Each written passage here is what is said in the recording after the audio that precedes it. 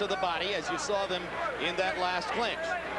1 minute down, hard right hand by Jones, and Johnson goes straight on to the seat of his pants. There's the quickness and the power of Roy Jones. You're Roy Jones, you don't want him throwing shots, you want him defending himself at all times. Great right hand lands for Reggie Johnson. Obviously, his plan was to go to the body. But there's a knockdown, there's blood. And you heard Don Turner telling Reggie Johnson, get inside and don't give him any time to work. Reggie Johnson's listening. You want to get inside and land as many punches as you can so that you can make... It takes a lot of energy to throw that many power shots. And Reggie's having a difficult time. Hard right hand uppercut. Lampley and George Foreman live at ringside in Biloxi, Mississippi. Larry Merchant not with us tonight. Home in California for his daughter Julie's graduation from high school. And Jones, having already knocked Reggie Johnson down once in the first round, looks for another one in the second. Roy Jones is awful courageous. To him, make him back up everything after he backs up. I'm pretty sure Don Turner would want Reggie Johnson to crowd Jones. Johnson with a looping left hand, and now digging to Jones's body. Just Punch combination by Jones. Too much speed for Johnson to handle.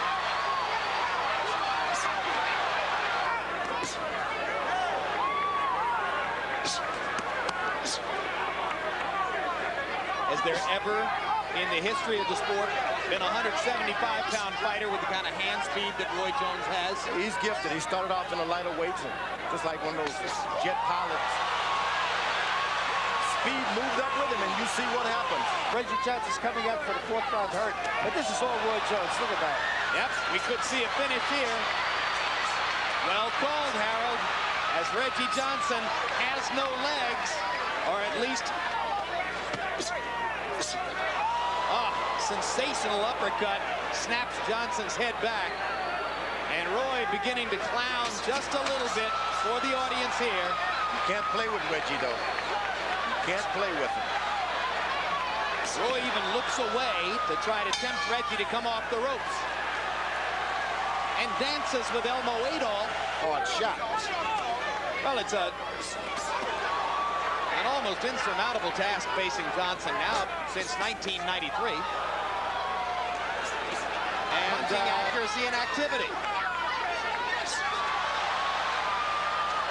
And putting on a show. Jones has a little height advantage. He spreads his legs apart. When he's jumping too much, he gets out of the way. And now a fusillade of punches by Jones. Pop, pop, pop. Johnson ducking and slipping. Fires a right hand. Coming into the fight that showed Reggie Johnson had landed close to 40% of his punches against his last two opponents. Tonight, 33 out of 205, 16% connect percentage. Just can't get anything going against Jones. Reggie Johnson with a hard right hand to the body. Jones pops and moves. First 5 rounds. Jones in the last 2 rounds begins, as George Foreman points out, to land the left jab. And that sets up stuff like this. And a good body shot by Roy Jones. Seeing what he can do to the body. You notice Johnson on the rope. He's able to... Unintentional headbutt. Hard to tell. There it goes again. That's the safety zone. You want to keep that up. If you're Reggie, stay right there. Don't get back. Only to rest. In the late rounds of his battle with Lou Duval at Madison Square Garden. Another thing you can pay some attention to, the referees.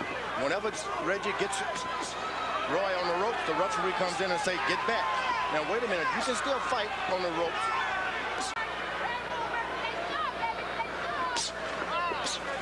Pop, pop.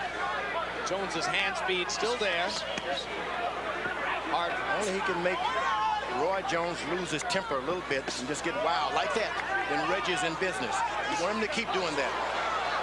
Win the race, thinking he's winning. Then he goes to sleep. Pass him up. That was the first jab that Reggie was able to land that time. Hard right hand lands for Jones. Little left hook behind it. Straight right hand lands again. Johnson not punching. A seasoned professional. Has to be totally realistic about the scorecards.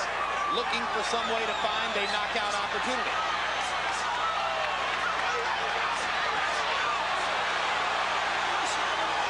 I think the crowd made Roy Jones start picking up the punches for something. He didn't expel too much energy in the middle round. Overwhelming, life-changing shot.